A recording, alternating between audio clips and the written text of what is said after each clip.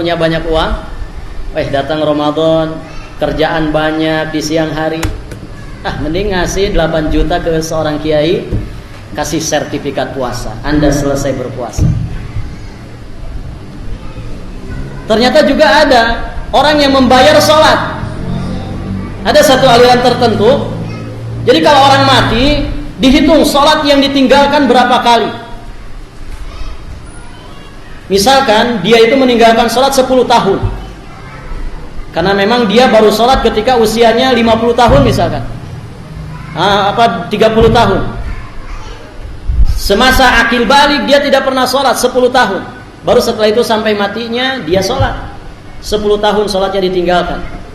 Maka diminta sama kiai ini, berapa sholat yang ditinggalkan? Dikalkulasikan, 1 hari 5 kali, kemudian berapa tahun dia tinggalkan, baru memberikan bayaran qadha sholat. Enak gak ini? Membayar sholat ya. Jadi orang-orang yang semacam ini menganggap dirinya lebih tinggi derajatnya dari Rasulullah Sallallahu Alaihi Wasallam.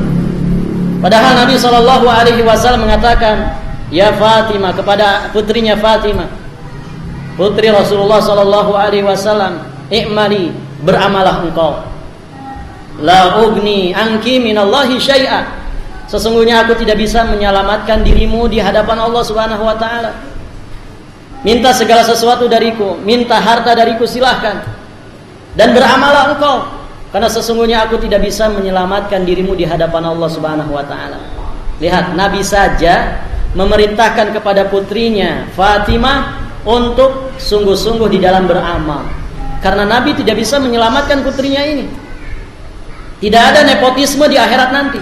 Mentang-mentang anak Rasulullah, sudah masuk surga semua ya. Atau mentang-mentang misalkan ahlul bait masuk surga semua. Kan banyak ahlul bait, orang-orang yang ngaku ahlul bait sekarang, tapi ternyata amalannya, tingkah lakunya tidak mencerminkan ahlul bait. Seolah-olah kalau orang itu ahlul bait, mengaku keturunan Nabi, sudah jaminannya surga. Ya, lihat dulu amalannya. Makanya Nabi mengatakan, beramal engkau wahai Fatimah, karena sesungguhnya aku tidak bisa menyelamatkan dirimu di hadapan Allah. Tidak ada nepotisme. Demikian hadirin jamaah yang dimuliakan Allah. Maka orang-orang yang mengatakan, jamin duniaku, aku jamin akhiratmu, menganggap dirinya itu lebih tinggi dari Rasulullah Sallallahu Alaihi Wasallam. Berikutnya, pelajaran yang ke-16 ya.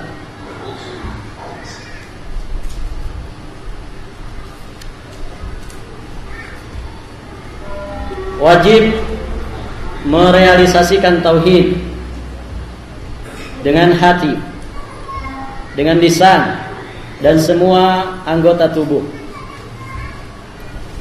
Pembahasan ini menjadi pembahasan akhir dari pembahasan kitab ini. Jadi beliau menutup kitabnya dengan penutupan yang sangat berharga sekali, yaitu nasihat dan wasiat beliau supaya kita benar-benar wajib melaksanakan kewajiban merealisasikan tauhid dengan hati kita, dengan lidah, dan juga dengan semua anggota badan kita. Qala rahimahullahu ta'ala, kita akan menutup pembahasan ini insyaallah ta'ala dengan satu masalah yang besar dan penting sekali, yang merupakan inti dari pembahasan yang lalu. Jadi beliau memberikan inti kesimpulan dari pembahasan kitabnya. Artinya beliau memiliki niat yang sangat baik sekali dengan tulisannya ini. Beliau ingin mengajak kita semua supaya kita mentauhidkan Allah tidak hanya dengan lisan kita saja, tapi betul-betul diringi dengan keyakinan hati yang mendalam, diringi dengan amal perbuatan kita yang sesuai dengan apa yang kita persaksikan. Kita sendirikan pembicaraan ini mengingat betapa pentingnya masalah ini dan betapa banyaknya orang yang salah di dalam memahami masalah ini. Kita katakan, kata beliau, tidak ada perbedaan pendapat di kalangan para ulama bahwa tauhid wajib diwujudkan di dalam hati, diwujudkan dalam lisan dan juga perbuatan. Apabila salah satu dari ketiganya tidak ada pada seseorang, maka orang tersebut tidaklah dikatakan sebagai muslim. Apabila dia telah mengetahui tauhid tetapi tidak mau mengamalkannya, maka dia dihukumi kafir mu'anid, orang kafir yang membangkang, seperti kekafiran Fir'aun, kekafiran iblis dan yang semisalnya. Banyak manusia dalam masalah ini mengatakan sesungguhnya hal ini adalah hak dan kami telah memahaminya dan mempersaksikan kebenaran ini, tetapi kami tidak mampu melaksanakannya. Dan tidak boleh seseorang pun dari penduduk negeri kami berbuat sesuatu melainkan harus sefaham dengan mereka. Maksudnya apa? Berbuat kesyirikan dan alasan-alasan yang lainnya. Ini teguran dan bantahan beliau kepada orang-orang yang hidup sezaman dengan beliau, mendengar dakwah tauhid yang beliau sampaikan, dan mereka benar-benar mengakui kebenarannya tapi tidak mau rujuk kepada kebenaran dakwahnya karena berbagai macam alasan. Yang rata-rata alasannya itu adalah alasan duniawi. Ya, masyarakat di sini kan seperti ini, masa kita tinggalkan ya. Ini alasan duniawi bukan? Duniawi. Contoh seperti seorang ustadz misalkan berdakwah di sebuah tempat, tapi akhirnya dia menceburkan diri sebagaimana kebiasaan orang-orang di tempat itu. Ya repot nanti kalau saya jelaskan kebatilan mereka berdasarkan Quran dan hadis yang sahih, repot. Tidak akan lama saya tinggal di sini. Ini syubhat. Ini kerancuan. Akhirnya apa? Mereka seperti bunglon, nempel di warna kuning jadi kuning, nempel di warna hijau jadi hijau. Dan ternyata ada orang yang seperti itu. Bahkan pernah terjadi dialog, Ustadz, bukankah Anda tahu ini tidak benar, ini bid'ah, ini syirik? Ya gimana lagi, masyarakat di sini seperti ini. Ini yang dimaksudkan oleh beliau. Jadi beliau menegur, membantah orang-orang yang mengakui kebenaran dakwahnya tetapi tidak mau rujuk dengan alasan duniawi. Kalau saya tinggalkan, nanti bagaimana? Dari mana saya dapat uang? Dari mana saya dapat penghidupan? Atau alasan-alasan yang lain. Saya ini sudah banyak jamaahnya, sudah banyak pengikut saya, tidak hanya di Indonesia, bahkan di luar negeri juga banyak. Kalau saya tinggalkan apa yang menjadi dakwah saya selama ini, bagaimana nanti? Saya akan ditinggalkan oleh jamaah saya. Takut kehilangan popularitas. Ini pun dunia. Atau alasan-alasan yang lainnya, yang intinya alasan mereka itu adalah alasan duniawi.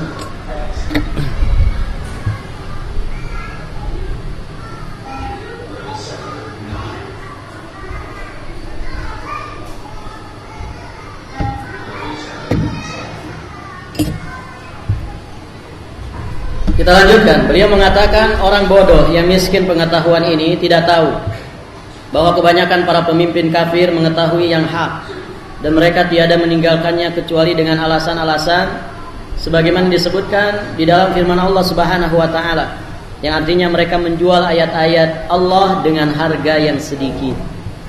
Jadi orang-orang pendahulu mereka juga seperti itu. Mereka menolak kebenaran itu karena alasan-alasan duniawi.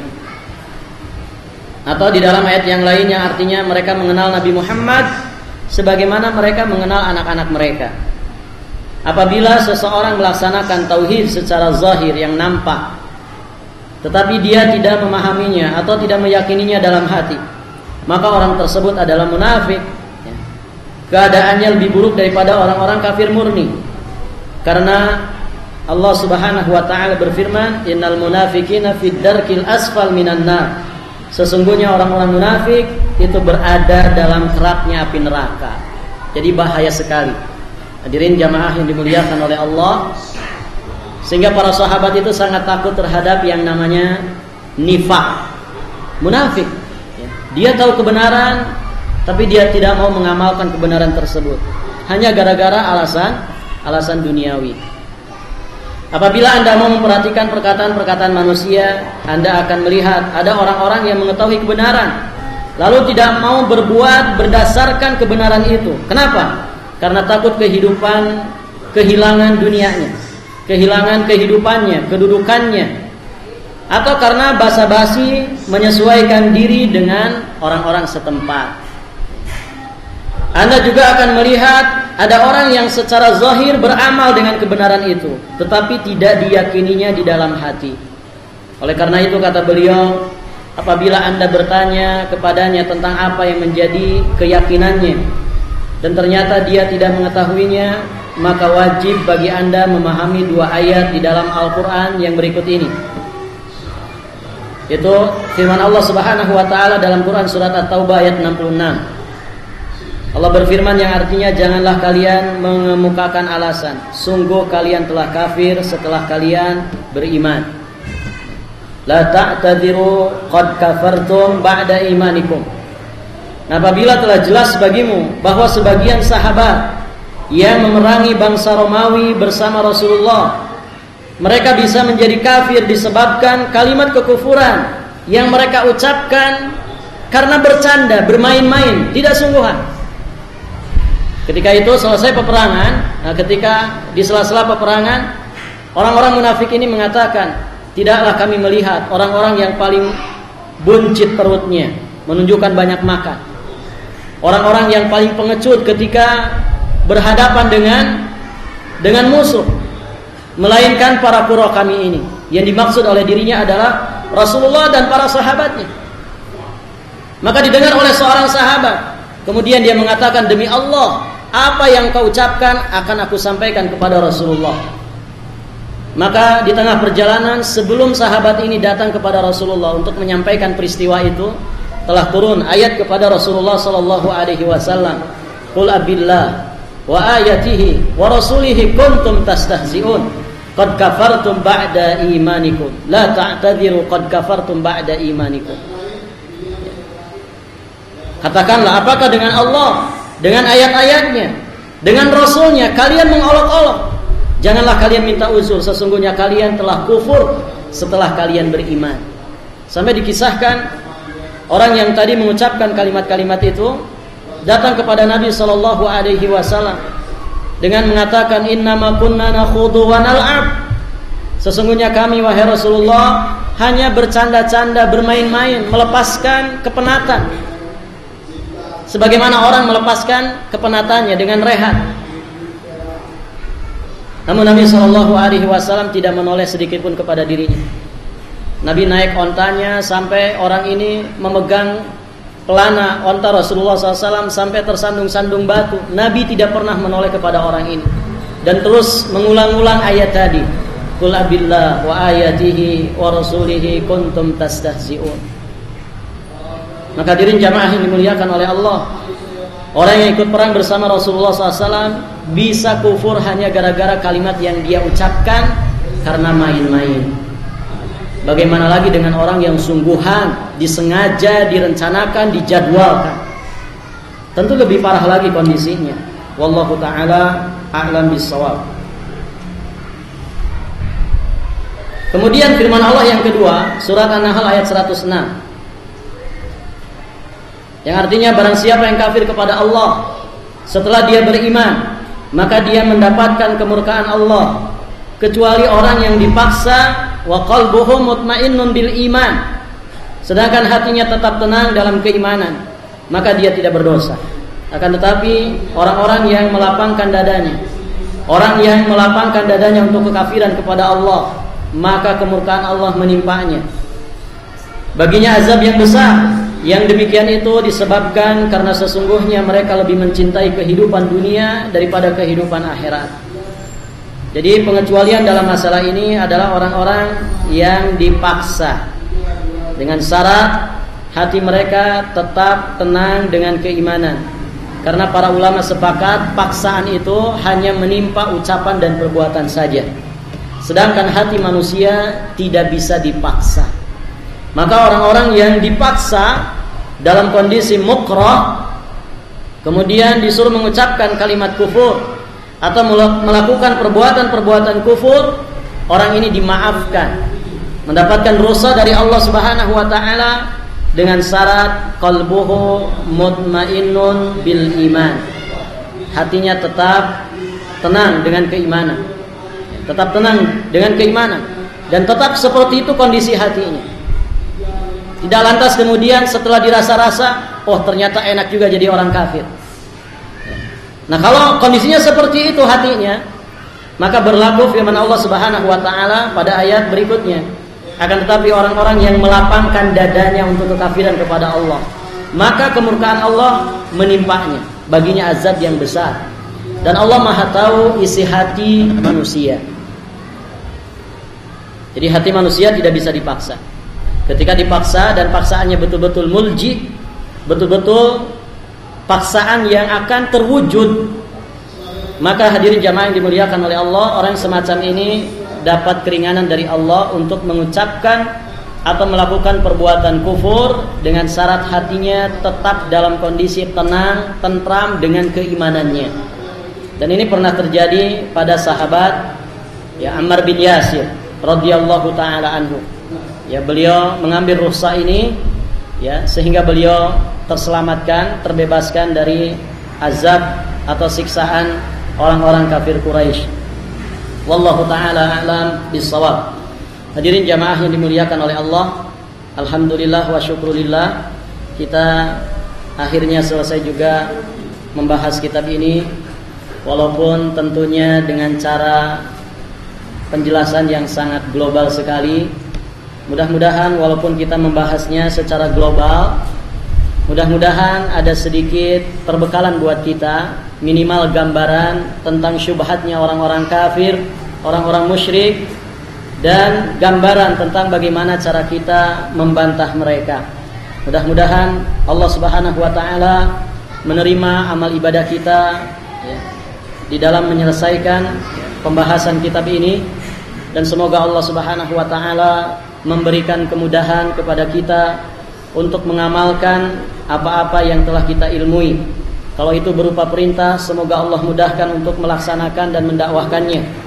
Kalau itu berupa larangan, semoga Allah mudahkan kita untuk benar-benar bisa menjauhinya sejauh-jauhnya. Wallahu ta'ala a'lam bissawab. Mudah-mudahan ya, dengan pembahasan daurah Kasyfus Syubhat ini, daurah kitab ini, memicu semangat para jamaah sekalian untuk selalu terus ya, mempelajari akidah Islamiyah dengan sebenar-benarnya, mempelajari kitab-kitab para ulama dalam masalah akidah ini, karena hanya dengan itu kita bisa memahami akidah Islam dengan sebenar-benarnya, yang tentunya akan menyelamatkan diri kita semua fid dunya wal akhirah. Naktafi bihadzal qadar wa akhiru da'wana anil hamdulillahi rabbil alamin. Kita lanjutkan ke pertanyaan.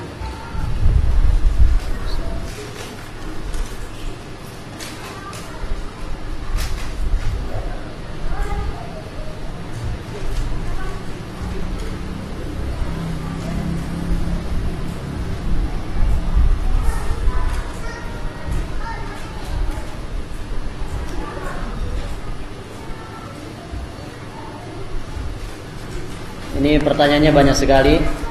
Satu lembar pertanyaan ada yang sampai 5 sampai 7 pertanyaan.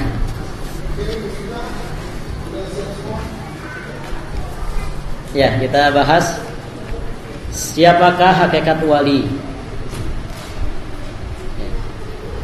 Hakikat wali Allah telah dijelaskan di dalam Al-Quran. Ala inna awliya Allahi la khawfun alaihim wa lahum yahzanun. Kelanjutan ayatnya, alladzina amanu wa kanu yattaqun. Ketahuilah bahwasanya wali Allah itu tidak terhinggapi dengan rasa takut, rasa sedih hati. Siapa mereka? Alladzina amanu wa kanu yattaqun. Mereka itulah orang-orang yang beriman dan bertakwa kepada Allah Subhanahu wa taala. Apakah setiap orang yang beriman dan bertakwa itu wali Allah, punya derajat tinggi di sisi Allah? Tergantung. sekadar dengan kualitas iman dan takwanya kepada Allah. Semakin tinggi kualitas iman dan takwanya kepada Allah, maka semakin derajat wilayah itu bisa dia dapatkan. Dan yang menentukan orang itu wali atau bukan, itu bukan pandangan manusia. Karena pandangan manusia terbatas. Mungkin saja orang itu tampilannya soleh, tapi ketika dia sendirian, ketika tidak disaksikan banyak orang, ternyata dia adalah orang yang paling bejat. Maka yang menentukan seseorang itu wali atau bukan kita. Siapa? Allah Subhanahu wa ta'ala. Kita hanya bisa menilai lahiriah. Adapun hakikat jati dirinya, apakah dia wali Allah atau bukan, itu adalah keputusan Allah Subhanahu wa ta'ala, ya. Kalau kita melihat ada orang secara lahiriah solehnya bukan main, dia berilmu, ya, dia ahli ibadah, juga dia seorang ulama, maka kita berharap, ya, orang semacam ini adalah walinya Allah. Adapun hakikat jati dirinya, wallahu ta'ala a'lam bis-shawab.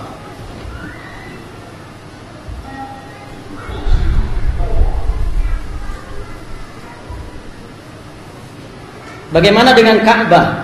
Apakah dia disembah? Ada yang menyembah Ka'bah? Ka'bah itu disembah tidak? Enggak disembah. Terus kenapa orang-orang sampai muter-muter sekeliling Ka'bah? Kenapa? Karena itu perintah Allah dan Rasulnya. Jadi bukan menyembah Ka'bah. Kalau orang melaksanakan ibadah haji, tawaf di sana, keliling Ka'bah, mencium Hajar Aswad, itu bukan beribadah kepada Ka'bah, bukan beribadah kepada Hajar Aswad. Bukankah sangat masyhur perkataan sahabat Umar bin Khattab ketika beliau mencium Hajar Aswad, "Inni la a'lam annaka hajar." Kata sahabat Umar, sesungguhnya aku benar-benar paham, benar-benar tahu engkau ini seonggok batu saja. Kalau seandainya aku tidak melihat Rasulullah menciummu, sama sekali aku tidak akan pernah menciummu. Maksudnya apa? Kita berbuat seperti itu ta'atan lillah wa ta'atan li rasulih.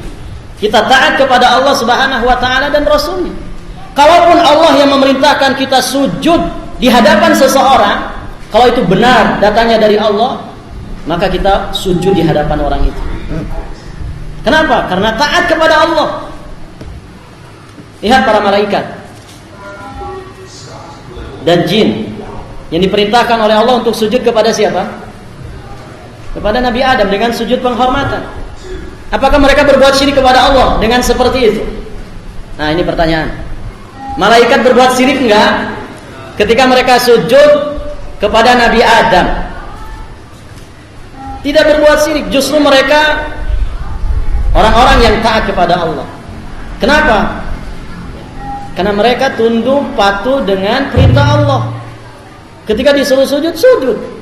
Karena Allah yang memerintahkan. Allah memerintahkan kalau kita haji, kalau kita umrah, tawaf di Ka'bah 7 putaran. Dimulai dari Hajar Aswad. Kalau memungkinkan kita mencium Hajar Aswad, cium Hajar Aswad. Ta'atan lillah wa ta'atan li rasulih. Karena mentaati perintah Allah dan Rasulnya. Allah yang memerintahkan. Jadi jangan dipahami kalau orang itu muter-muter di Ka'bah berarti orang ini menyembah Ka'bah. Bukan menyembah Ka'bah.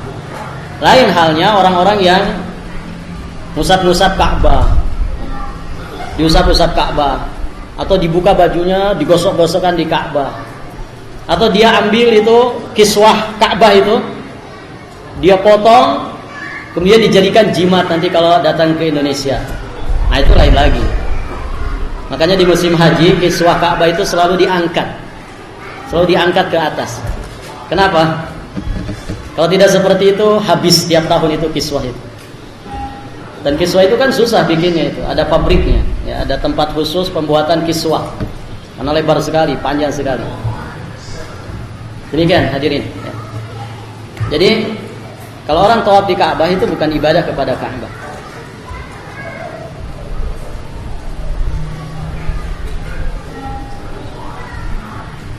Jelaskan tentang tauhid uluhiyah. Sudah, ini pembahasannya sudah.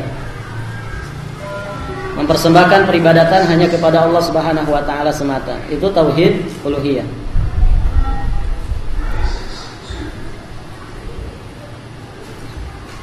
Bagaimanakah subhat para ustadz di televisi yang membolehkan tahlilan, Ada juga yang bisa tangkap jin. Ustadz penangkap jin. Ya, tentu tidak semua televisi ya. Ada televisi yang bagus. Sudah kita bantah ya, orang-orang membolehkan tahlilan, bahwa tahlilan itu tidak ada dalilnya. Tidak ada dalilnya. Kalaupun mereka berhujjah, dalilnya dalil yang mutasyabihat. Mereka memahami dengan pemahaman yang salah. Dan bukan itu maksud dari hadis tersebut. Seperti mereka mengatakan afdalu zikri la ilaha illallah. Seafdal-afdalnya zikir adalah la ilaha illallah. Baik, kita terima hadis ini. Bahwasanya seafdal-afdal zikir itu adalah la ilaha illallah. Sekarang kita tanya, apakah Nabi mengamalkan hadis ini? Di antaranya adalah dengan cara mentahlilkan orang yang sudah mati. Hari ke-1 sampai ke-7 nanti ada 40, ada 100, ada 1000, ada haul. Kalau mereka mengatakan, iya, Nabi mengamalkannya, kita katakan Anda berdusta. Anda berdusta karena tidak ada dalil yang seperti itu. Kalau mereka mengatakan, oh tidak, Nabi tidak mengamalkannya, ya, sesuatu yang tidak diamalkan oleh Rasulullah, apakah pantas kita amalkan? Tidak pantas kita amalkan. Bukankah Anda yakin Nabi itu uswatun hasan, teladan kita yang baik? Bukankah kita diwajibkan mengambil apa-apa yang datang dari Nabi? Yang tidak datang dari Nabi jangan dijadikan sebagai agama. Sudah itu hadirin jamaah yang dimuliakan oleh Allah, tahlilan itu asal-muasalnya dari agama Hindu. Dari agama Hindu, karena yang ada hari ke-1, ke-3, ke-7, hari 40, hari 100 itu adalah ajaran Hindu. Dan insya Allah masyarakat Balikpapan sudah mengetahui itu dengan jelas dan gamblang. Karena kita pernah kedatangan seorang ustadz yang mantan pendeta Hindu, agama Hindu, biksu Hindu. Dan sudah sampai level tinggi. Satu level lagi dia sudah menjadi tokoh agamanya Hindu. Allah Subhanahu wa taala memberikan hidayah kepadanya. Sampai akhirnya membeberkan kebatilan-kebatilan yang ada di dalam tubuh kaum muslimin yang ternyata itu dari agama Hindu, termasuk masalah tahlilan ini. Dari agama Hindu. Walaupun mereka bukan pakai tahlil, ya. Tahlil itu kan buatan orang kita saja supaya mengaburkan hakikat sebenarnya, supaya diterima oleh masyarakat, tahlilan. Nah, orang-orang Hindu tidak pakai tahlil, ya, pakainya mantra-mantra mereka, bahasa-bahasa mereka, dan zikir-zikir mereka.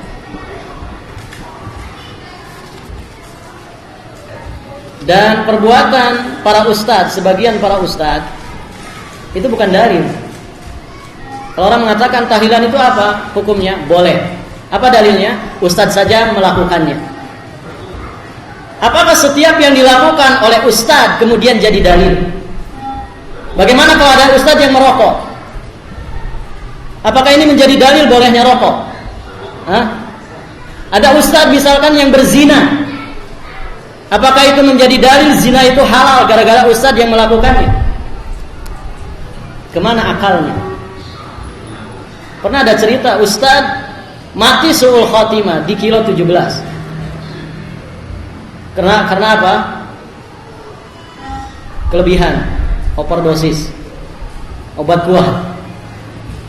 Mati di atas tubuh pelacur.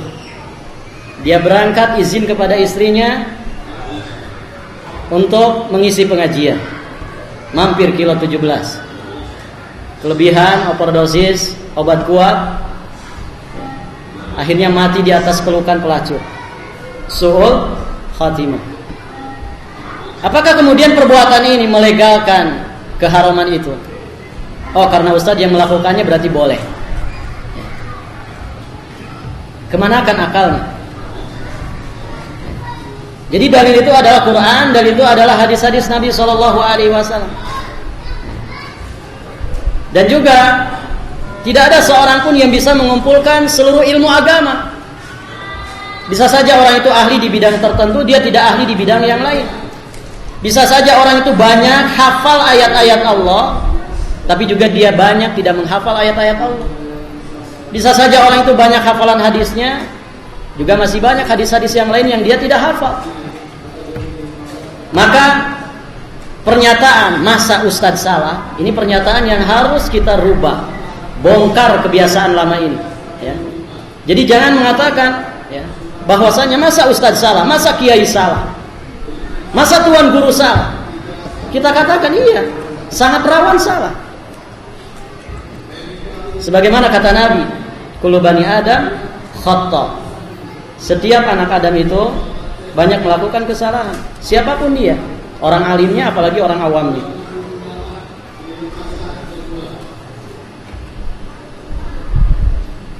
Ya, sebetulnya kalau kita paham cara membatas syubhat, syubhat apapun yang dilontarkan itu insya Allah terbantah semuanya, ya. Ini banyak pertanyaan yang sebetulnya jawabannya sudah sama semuanya, ya, dan sudah kita jelaskan panjang lebar, ya, tentang perayaan Maulid, Isra Mi'raj, ya, Rojaban, ya, dan lain sebagainya. Ini sudah terbantah, ya. Kita katakan kalau mereka mengatakan ini bukti kita cinta kepada Nabi, cinta Rasul. Orang yang tidak merayakannya di masjid-masjid mereka berarti benci Rasul. Ini hebat sekali orang kayak gini.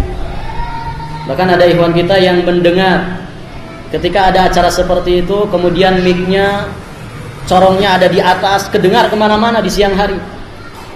Ibu-ibu, bapak-bapak, hati-hati terhadap orang-orang yang tidak suka kepada acara kita ini. Hati-hati dari orang-orang semacam ini. Mereka membenci Rasulullah SAW, mereka membenci sholawatan, mereka membenci ahlul bait Rasulullah SAW. Ini tuduhan keji, dan ini tidak aneh. Orang itu kalau tidak punya dalil pasti dia akan nuduh. Dan salaf tolehnya ada. Lihat orang-orang kafir Quraisy tidak bisa membantah Rasulullah karena mereka yakin apa yang dibawa oleh Nabi itu hak. Akhirnya apa? Mereka berikan tuduhan. Oh, Muhammad itu sahir, tukang sihir itu. Bahkan mereka mengatakan Muhammad itu syair, tukang syair. Mereka mengatakan Nabi Muhammad itu majnun, orang yang gila. Enggak punya hujah. Akhirnya apa? Nuduh dengan tuduhan dusta.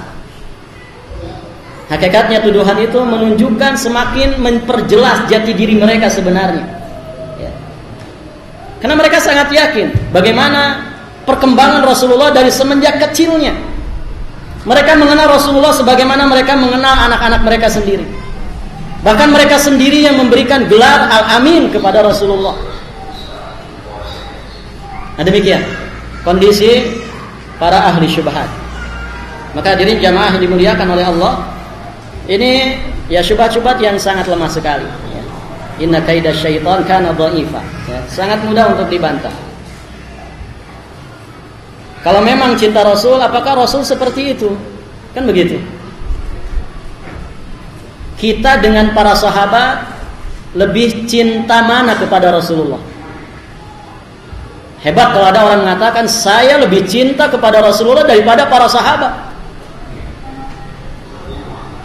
Kalau orang masih fitrahnya selamat, pasti dia mengatakan, ya tentu para sahabat yang lebih cinta kepada Nabi. Baik. Apakah para sahabat merayakan perayaan-perayaan seperti itu ataukah tidak? Apa jawaban mereka? Ya pasti tidak. Ya, tidak. Lalu kenapa kalian melakukannya? Apakah kalian berani mengatakan para sahabat itu benci kepada Nabi?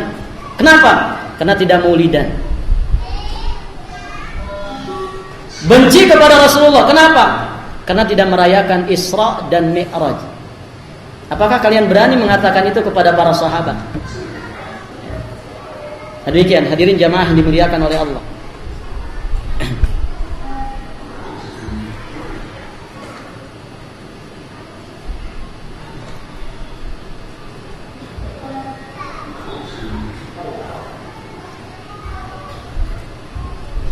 Ada pertanyaan. Kita sering secara spontan mengatakan hal-hal seperti contohnya kita sembuh karena minum obat A, atau untung ditolong, kalau tidak bisa celaka. Bagaimana ucapan seperti ini? Ya, hadirin jamaah yang dimuliakan oleh Allah, menyandarkan sesuatu, ya, menjadikan sesuatu sebagai sebab padahal itu bukan sebab, itu hukumnya syirik kecil. Tidak boleh orang mengatakan saya sembuh karena obat ini, saya sembuh karena obat ini, saya sembuh karena dokter fulan. Sekarang yang menyembuhkan penyakit itu siapa? Siapa ikhwan? Allah Subhanahu wa taala. Wa idza maridtu fahuwa yashfin. Jika aku sakit, maka dialah Allah Subhanahu wa taala yang menyembuhkannya. Yang menyembuhkan penyakit itu adalah Allah, bukan obat, bukan dokter. Kalau seandainya yang menyembuhkan penyakit itu dokter, maka tidak ada dokter yang sakit. Dokter ada yang sakit nggak? Banyak dokter yang sakit. Spesialis jantung, penyakitnya jantung. Ada dokter gigi, dia pun sakit gigi. Kalau yang menyembuhkan penyakit itu dokter, nggak ada dokter yang sakit. Seharusnya seperti itu. Menunjukkan bahwasanya yang menyembuhkan penyakit itu adalah Allah. Maka hadirin jamaah yang dimuliakan oleh Allah, dalam mengambil sebab ada beberapa kaidah yang harus kita perhatikan. Yang pertama, sebab yang kita ambil itu harus terbukti secara syar'i dan qadari, diizinkan oleh syariat. Kemudian secara penelitian ilmiah, sebab yang kita tempuh ini benar-benar menjadi sarana untuk mendapatkan sesuatu atau terhindar sesuatu, terhindar dari sesuatu. Kemudian yang kedua, kita tidak boleh bersandar kepada sebab. Tidak boleh bersandar hati kita kepada sebab, tapi kita wajib bersandar hati kita kepada pencipta sebab. Siapa pencipta sebab? Allah Subhanahu wa taala. Ini mohon dipahami, sebab yang dimaksud itu, ini istilah akidah ya. Yang dimaksud sebab atau asbab itu adalah sesuatu yang mengantarkan kepada sesuatu yang lain. Sesuatu yang menjadi sarana untuk mendapatkan atau terhindar dari sesuatu. Itu namanya sebab. Contoh, kalau kita kedinginan, kita akan cari sebab supaya tidak dingin. Dengan cara apa? Ambil selimut, ambil jaket. Nah, tindakan kita mengambil selimut, mengambil jaket, kemudian kita tutupkan ke tubuh kita, ini namanya menempuh sebab.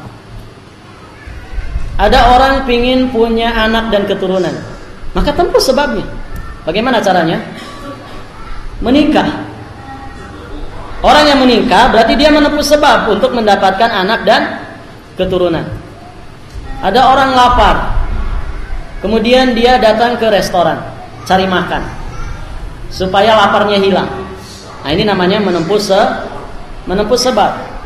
Ada orang bersusah payah, mengorbankan jiwa dan raganya, mengorbankan seluruh waktunya untuk taat, patuh, takwa kepada Allah.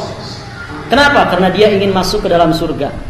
Berarti orang ini sedang menempuh jalan menuju kepada surga, menempuh sebab untuk mengantarkan dirinya kepada surga. Nah, hadirin jamaah yang dimuliakan oleh Allah, tidak boleh kita menempuh sebab-sebab ini kecuali yang telah diizinkan oleh syariat.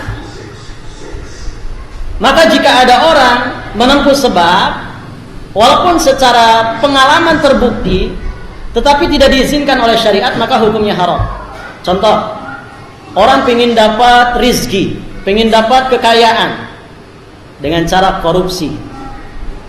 Boleh tidak? Tidak boleh. Karena sebab yang dia tempuh walaupun benar-benar menghasilkan, bahkan bisa untuk 7 turunan, ternyata tidak diizinkan oleh syariat, maka haram hukumnya. Kemudian kaidah kedua, tidak boleh hati kita bersandar kepada sebab, tapi hati kita bersandar kepada pencipta sebab itu. Dokter, obat-obatan, herbal-herbalan, termasuk bekam, itu sebab bukan? Sebab. Maka tidak boleh kita bersandar ke situ. Tapi kita bersandar kepada siapa? Kepada pencipta sebabnya. Karena yang menjadikan sebab itu berpengaruh dan tidak siapa? Allah Subhanahu wa ta'ala. Banyak orang yang berobat ke dokter spesialis, ternyata mati juga, ternyata tidak sembuh juga. Ini menunjukkan bahwasanya yang menyembuhkan itu adalah Allah. Yang menjadikan prakteknya dokter itu berpengaruh bagi kesehatannya dan tidaknya, itu adalah Allah Subhanahu wa ta'ala. Maka penting kita pahami kaidah yang ketiga, seberapa hebat pun sebab yang kita tempuh, maka sebab itu tidak akan bisa memberikan manfaat apa-apa kecuali dengan izin Allah. Obat semahal apapun, semujarab apapun, kalau Allah tidak mengizinkan pengaruhnya terbukti terjadi, maka tidak akan pernah bisa menyembuhkan kita. Ini 3 kaidah yang sangat penting kita pahami berkaitan dengan masalah menempuh sebab.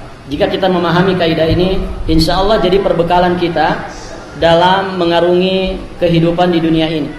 Bahkan Imam As-Sa'di menjelaskan pengetahuan terhadap kaidah-kaidah menempuh sebab ini lebih berharga daripada dunia dan seisinya. Karena coba bayangkan dalam kehidupan kita hari-hari kita menempuh sebab. Sekarang saya tanya, kenapa bapak-bapak di sini, ibu-ibu hadir di majelis ini menuntut ilmu? Kenapa? Karena ingin masuk surga, menempuh sebab. Kenapa kita berpakaian? Supaya terlindungi badan kita. Kenapa kita makan yang halal dan thayyib saja? Karena kita ingin sehat.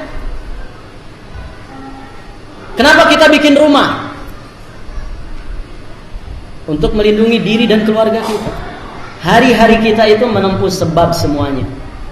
Maka pahami kaidah-kaidah ini supaya kita selamat ketika kita menuju Allah Subhanahu wa ta'ala. Maka jangan bersandar kepada obat. Tidak boleh orang mengatakan yang menyembuhkan saya itu dokter fulan. Ini syirik hukumnya. Yang menyembuhkan saya adalah obat. Padahal yang menyembuhkan adalah Allah Subhanahu wa ta'ala. Kapan seseorang itu dikatakan dia bergantung hatinya kepada sebab? Ketika dia mendapatkan sesuatu yang tidak dia harapkan, kemudian muncul pada dirinya kekecewaan yang luar biasa. Contoh, misalkan ada orang berobat ke luar negeri, menghabiskan seluruh hartanya dengan harapan apa? Dokter spesialis yang ada di negeri itu bisa menyembuhkan dirinya. Ternyata apa? Akhirnya mati juga orang itu. Kemudian keluarganya pada kecewa, bahkan mungkin memaki-maki dokternya. Dasar dokter ini. Kami jauh-jauh datang ke sini supaya saudara kami ini selamat, sehat, diselamatkan nyawanya. Kami habiskan segalanya, harta. Kenapa kamu tidak berhasil menyelamatkannya? Nah, kalau timbul kekecewaan yang mendalam dalam dirinya, ini indikasi bahwasanya orang ini telah menyandarkan hatinya, tawakal hatinya kepada sebab, bukan kepada Allah. Kalau orang bersandar hatinya, tawakal hatinya kepada Allah, dia akan legowo, dia akan lapang dada. Terucap dari lisannya kalimat-kalimat yang mendatangkan ridha Allah. Dia mengatakan qaddarallahu wa ma syaa fa'ala. Innalillahi wa inna ilaihi raji'un. Ini semua takdir Allah, apa yang Allah takdirkan terjadi maka akan terjadi. Tidak akan pernah meleset. Lapang dadanya, tenang dirinya. Demikian hadirin jamaah yang dimuliakan oleh Allah.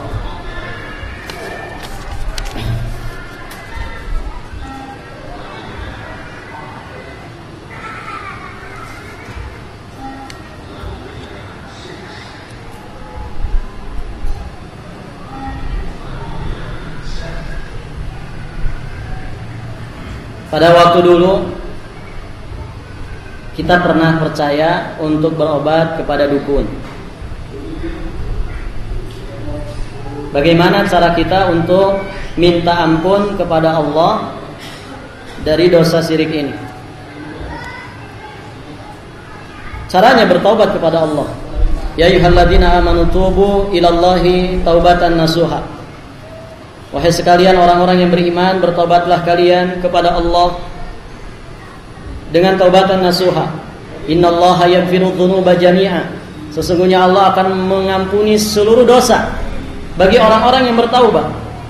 Dan juga Nabi SAW mengatakan, Ya ayuhan nas tubu ilallah. Wahai sekalian manusia, bertobatlah kalian kepada Allah, karena sesungguhnya aku taubat setiap harinya 100 kali. Maka hadirin jamaah yang dimuliakan oleh Allah, siapa di antara kita yang merasa suci? Tidak ada.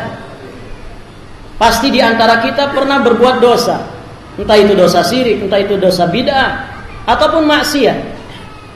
Maka yang terpenting bagaimana menyikapi dosa-dosa ini, yaitu dengan cara bertaubat kepada Allah Subhanahu wa taala sebelum kematian kita. Maka disinilah letak pentingnya kita bertaubat kepada Allah Subhanahu wa taala. Dan Nabi mengatakan, at-taib minadz-dzanbi kaman la dzanba lahu. Orang yang tobat dari dosa seolah dia tidak memiliki dosa. Maka bersungguh-sungguh di dalam bertobat kepada Allah, sebagaimana Nabi pun bersungguh-sungguh bertobat kepada Allah, supaya kita menutup usia kita dengan husnul khatimah. Dosa apapun yang pernah kita lakukan, insyaallah ta'ala dengan taubatan nasuha, Allah Subhanahu wa ta'ala akan mengampuninya sesuai dengan janjinya.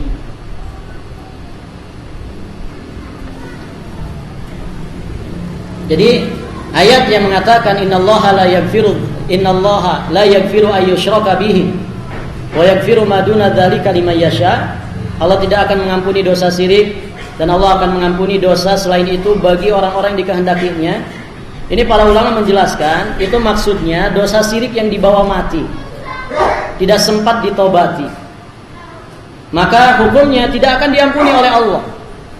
Berarti dari sini menunjukkan pentingnya masalah taubat. Hendaknya kita selalu bertaubat kepada Allah Subhanahu wa taala. Jangan sampai ada dosa syirik yang kita bawa mati. Bahaya. Kalau kita mati menghadap Allah membawa dosa syirik besar, sudah itu alamat kesengsaraan abadi. Maka rajin-rajinlah, bersungguh-sungguhlah untuk selalu bertobat kepada Allah Subhanahu wa ta'ala.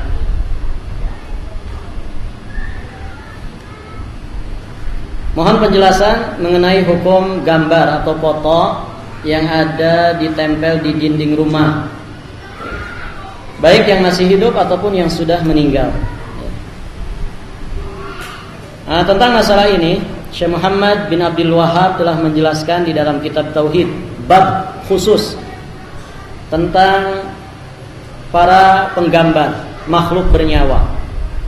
Dan beliau membawakan dalil-dalil yang sangat sahih, yang beliau bawakan rata-rata dari Sahih Muslim dan Sahih Bukhari, yang menjelaskan bahwasanya sebesar-besar azab penduduk neraka adalah al-musawwirun, orang-orang yang suka menggambar makhluk bernyawa, melukis makhluk bernyawa.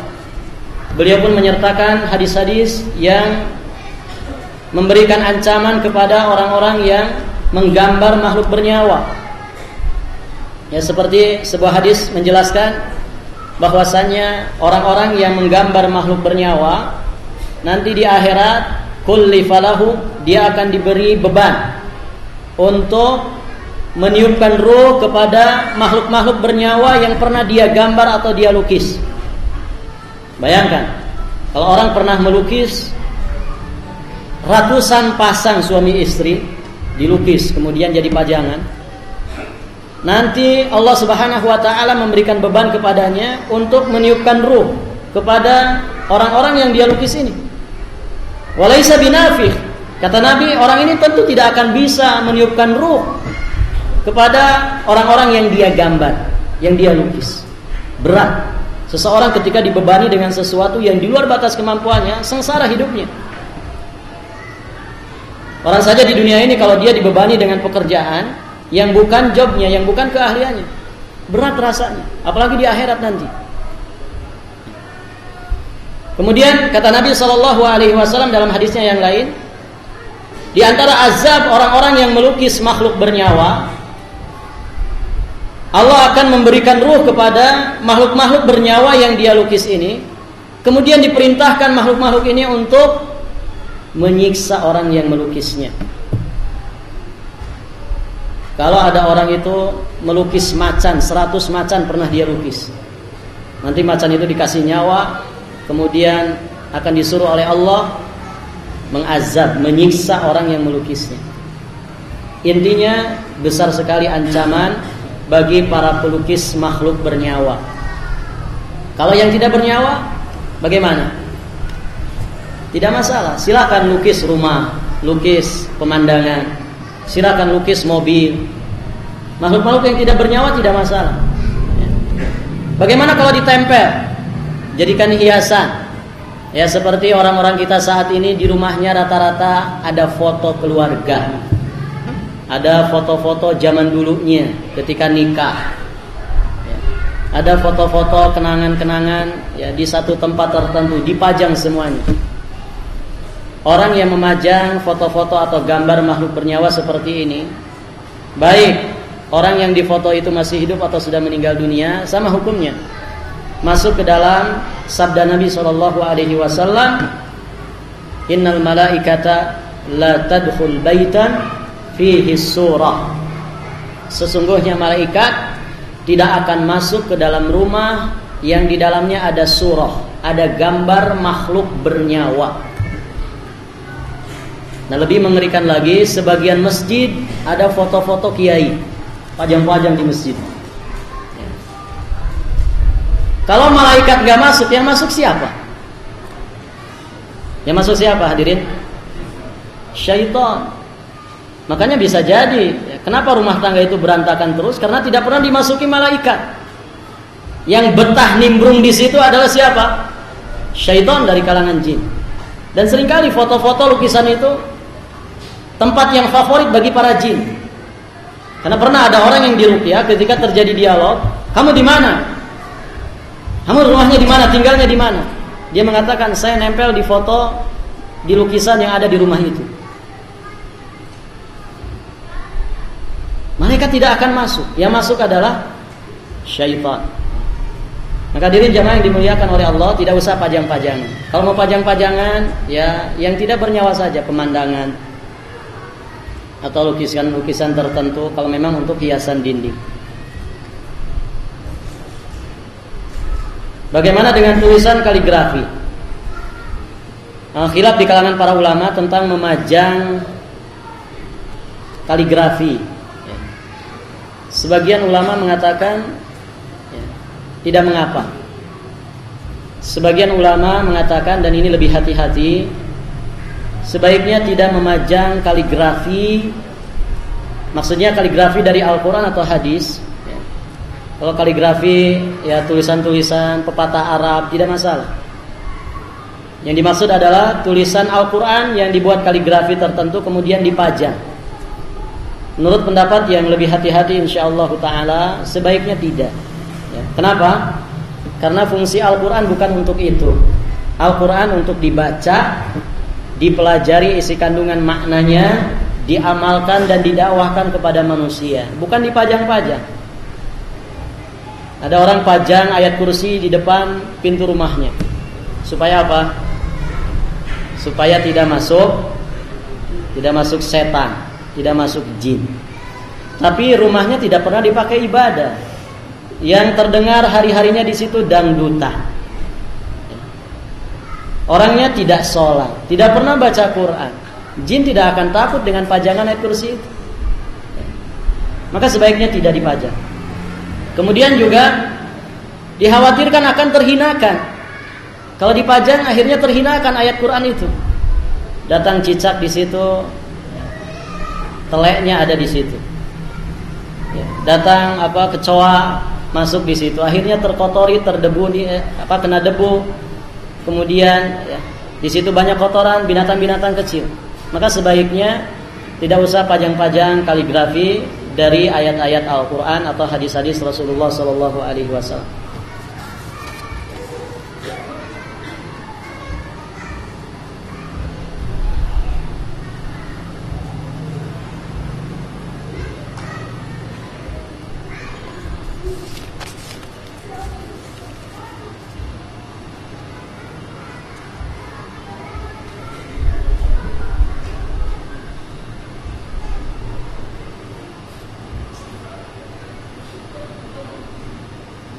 Ya, sebagian artikel membela tawasul atau syafaat yang tidak disyariatkan. Kemudian membawakan asar-asar dari salaf as-salih dari kitab-kitab seperti kitabnya Imam Ad-Dhahabi, bahwa ada sebagian ulama salaf yang bertabarruk di kuburan orang-orang salih seperti Imam Asy-Syafi'i, Imam Abu Hanifah dan lain-lain. Apakah itu benar? Ya.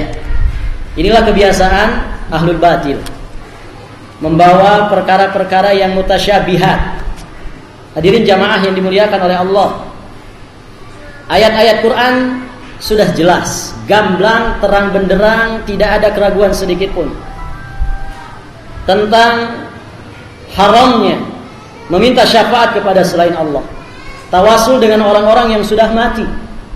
Itu sudah sangat jelas gamblang. Mereka membantahnya dengan sebagian perbuatan para ulama salaf. Coba lihat, ini sudah rancu ini. Ayat Qur'annya jelas, hadis Nabinya sangat jelas. Kemudian mereka bawakan asar-asar dari orang-orang soleh di zaman dahulu, bahwa Imam Syafi'i, Abu Hanifah pernah melakukannya. Taruhlah benar mereka melakukannya, dan mustahil mereka melakukannya. Kalaulah benar, taruhlah benar, maka hadirin jamaah yang dimuliakan oleh Allah, tidak bisa dibenturkan perbuatan orang-orang di zaman dahulu yang soleh dengan ayat-ayat Quran. Karena orang-orang soleh di zaman dahulu, sehebat apapun kesolehannya, sekali berimam Syafi'i, Abu Hanifah, tetap saja mereka manusia yang bisa salah. Mereka tidak maksum. Itu kalau ternyata benar. Kalau ternyata benar, nggak bisa Al-Quran dibantah dengan ucapan ulama. Nggak bisa hadis Nabi yang sahih dibantah oleh perkataan ulama. Jangankan ulama, sahabat Nabi saja tidak boleh didahulukan perkataannya daripada perkataan Rasulullah Sallallahu Alaihi Wasallam. Seorang sahabat pernah mengatakan, "Arahum sayahlikun." Aku memandang, aku melihat mereka ini akan binasa. Kenapa? Qala Rasulullah sallallahu alaihi wasallam wa qalu qala Abu Bakar wa qala Umar. Aku berkata, Nabi sallallahu alaihi wasallam bersabda, sedangkan mereka berkata, Abu Bakar telah berkata, Umar telah berkata. Seorang sahabat seperti Abu Bakar As-Siddiq, orang pertama derajatnya paling tinggi setelah kenabian dan kerasulan. Demikian pula sahabat Umar bin Khattab, orang kedua setelah Abu Bakar As-Siddiq. Tidak boleh ucapannya didahulukan daripada ucapan Allah dan Rasulnya. Fakaifa biman dunahum. Maka bagaimana lagi dengan orang-orang yang di bawah Abu Bakar dan Umar ini? Maka dari sisi ini saja sudah rancu. Ya. Mereka membawakan asar-asar yang sebetulnya itu dusta. Dusta. Mustahil Imam Syafi'i tabarruk. Padahal akidahnya luar biasa Imam Syafi'i, Imam Abu Hanifah, Imam Malik, Imam Ahmad bin Hanbal. Ini tuduhan yang dusta, berdusta atas nama para ulama. Ini tuduhan yang sangat keji terhadap para ulama. Mengatakan Imam Syafi'i berbuat syirik, mengatakan Imam Malik berbuat syirik kepada Allah. Wallahul musta'an. Maka hadirin jamaah yang dimuliakan oleh Allah, bisa saja orang itu nulis, kan bisa saja orang sembarangan nulis. Kalaupun misalkan orang mengatakan, oh berzina itu halal, ini dalilnya, kan bisa saja membuat-buat ngarang-ngarang. Inna kaida syaitan kana dha'ifa. Tipu daya syaitan itu sangatlah lemah. Apakah otomatis orang yang kita lihat melakukan kesyirikan langsung kita harus katakan dia ini orang musyrik, orang kafir? Tidak boleh seperti itu. Karena ahli sunnah membedakan antara qail dan qaul. Ahli sunnah membedakan antara ucapan dan perbuatan, antara ucapan dan orangnya, antara perbuatan dan juga orangnya. Maka tidak secara otomatis orang yang terjatuh ke dalam kesyirikan dengan serta-merta kita vonis dia sebagai orang kafir. Ada beberapa hal yang wajib ditempuh untuk jatuhnya vonis kafir kepada fulan bin fulan ini. Harus terpenuhi syarat-syaratnya untuk dia dikafirkan. Harus tidak ada penghalang pada dirinya untuk dia dikafirkan. Dan ini butuh kepada pembahasan yang sangat panjang sekali. Tidak mungkin kita bahas saat ini. Jadi hadirin jamaah yang dimuliakan oleh Allah, tidak boleh kita mengatakan apabila ada orang melakukan kesyirikan, misalkan orang datang ke Pulau Tukung sana, bawa kambing, ya, kemudian berkurban, nyembelih hewan di situ, berdoa kepada jin yang ada di situ. Kemudian setelah selesai itu kita katakan, "Hei, kafir." Nggak boleh. Kalau kita mengatakan, "Maaf, perbuatan Anda itu perbuatan syirik. Apa yang Anda lakukan itu perbuatan kufur." Ini tidak mengapa. Karena yang kita katakan adalah perbuatannya. Ini namanya takfir mutlak. Adapun orangnya belum tentu kafir.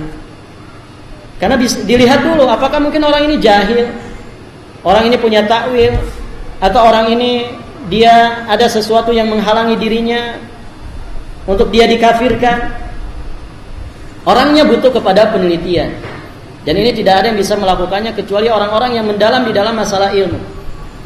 Demikian pula para ulama kalau mereka mau menjatuhkan vonis takfir kepada individu tertentu, itu memerlukan penelitian yang sangat panjang sekali waktunya, tidak sembarangan dan gak boleh, ya. Jadi kita belajar ini syirik, ini kufur bukan berarti untuk nunjuk-nunjuk orang, "Hei kafir, hei kufur, hei musyrik." Bukan seperti itu. Nah, kalau kita seperti itu nanti terjatuh ke dalam manhajnya khawarij, takfiri. Mudah mengkafirkan orang, sembarangan, sembrono di dalam mengkafirkan orang. Sampai orang tuanya sendiri dikafirkan. Bahkan kaidah mereka memakan diri mereka sendiri. Kaidah yang mereka yakini memakan diri mereka sendiri. Tidak hanya mengkafirkan orang lain, bahkan diri mereka sendiri kafir. Karena menurut orang-orang Khawarij, orang yang melakukan dosa besar itu kafir, di akhirat kekal selama-lamanya di dalam neraka. Dosa besar. Makanya pantas ketika ada orang-orang yang ikut kena bom, padahal mereka kaum muslimin, mereka adem ayem saja, tenang-tenang saja. Wong orang di Bali itu kan maksiat rata-rata, melakukan dosa-dosa besar, sama hukumnya kafir. Ya seperti orang-orang bule yang ada di situ, pukul rata semuanya. Kita katakan kaidah Anda ini tidak hanya memakan orang lain, tapi memakan diri Anda sendiri. Kita katakan, apakah Anda merasa suci dari dosa besar? Kalau dia mengatakan saya suci dari dosa besar, berarti orang ini hebat dalam tanda kutip. Artinya setiap kita pasti pernah melakukan dosa-dosa besar. Contohnya apa? Hasad. Hasad itu dosa besar bukan? Hasad dosa besar. Syekhul Islam mengatakan ma khalal jasad minal hasad. Tidak ada jasad yang kosong dari hasad kecuali yang dirahmati Allah. Artinya menurut kaidah mereka, kalau orang itu hasad, ada dengki dalam dirinya kepada saudaranya, berarti dia dosa besar, terjatuh ke dalam dosa besar. Nah, mereka ini pernah hasad apa tidak? Pasti pernah. Bahkan sesama mereka saling menghasad. Yang dulunya satu jalan sekarang berbeda. Bahkan mengkafirkan temannya sendiri, sesama mereka. Padahal dulu bareng. Gara-gara apa? Mengambil pengacara. Ketika di sidang mengambil pengacara. Ya, pengacara itu kan orang-orang togut kata mereka. Akhirnya gurunya sendiri dikafirkan. Sudah kafir. Ikut-ikutan pakai pengacara ketika diadili. Jadi tidak hanya memakan orang lain, tapi diri mereka sendiri termakan. Kaidah yang mereka pegang selama ini juga menghabiskan diri mereka sendiri. Wallahu ta'ala alam bissawab. Jadi tidak boleh sembarangan di dalam mengkafirkan. Apa perbedaan musyrik dan kafir? Musyrik itu orang yang berbuat syirik. Adapun kafir orang yang berbuat kekufuran. Bedanya apa? Bedanya, kalau kafir itu sebabnya lebih luas daripada kesyirikan. Namanya syirik dari kata syaraka. Asyraka yusyriku isyrakan, artinya menyekutukan. Jadi kalau ada orang beribadah kepada Allah, kemudian beribadah kepada selain Allah, ini namanya musyrik. Setiap orang yang melakukan syirik besar, pasti dia terjatuh ke dalam kufur besar. Tapi tidak setiap orang yang kufur dikatakan sebagai orang musyrik. Bisa dipahami ini? Contoh, orang-orang Syu'iyah, orang-orang ateis, mereka itu musyrik bukan? Mereka musyrik bukan? Bukan. Kenapa? Karena mereka tidak menyekutukan Allah, tidak beribadah kepada Allah juga kepada selain Allah. Mereka tidak beribadah kepada siapapun. Wong nggak beragama, nggak punya Tuhan. Apakah mereka orang kafir? Jelas orang kafir. Sebab kekufurannya bukan karena kesyirikan. Sebab kekufuran orang-orang ateis karena mereka tidak beribadah kepada siapapun, tidak beribadah kepada Allah. Itu sebabnya. Maka dari sisi sebabnya, kekafiran itu lebih umum, ya lebih luas cakupannya daripada kesyirikan. Setiap orang musyrik yang dengan syirik besar pasti dia kafir. Tidak setiap orang kafir kekafirannya disebabkan karena kesyirikan. Wallahu ta'ala a'lam bishawab.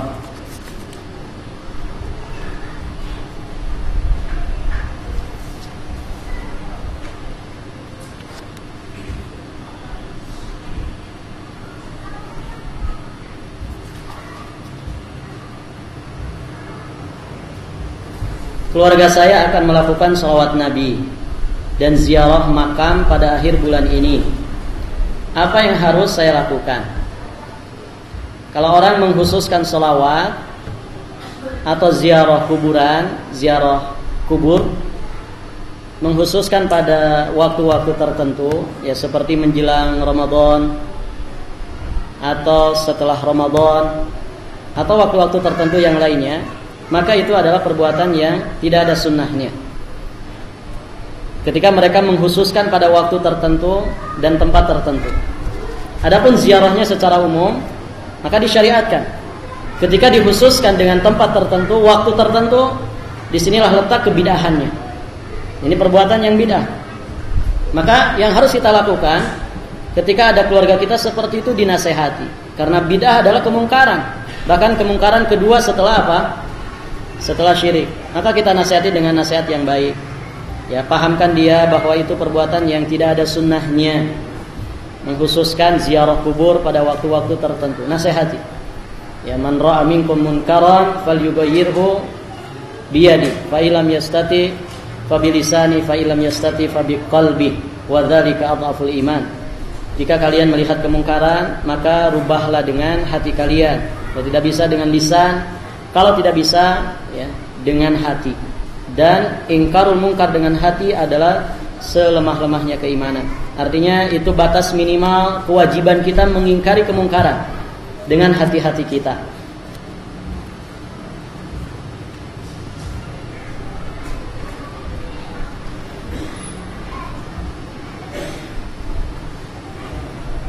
Bagaimana cara berselawat yang benar?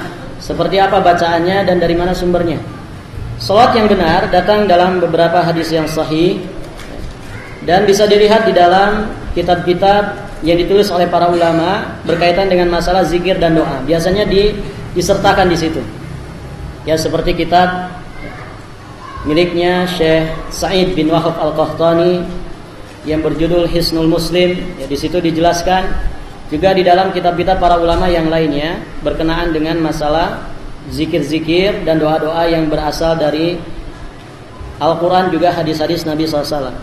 Ya, saya berikan contoh di antara yang sahih lafaznya datang dari Nabi, ya seperti kalimat salawat Allahumma salli ala nabiyyina Muhammad atau sallallahu alaihi wasallam, atau ya salawat yang disebut dengan salawat Ibrahim yang biasa kita baca di dalam tasyahud kita.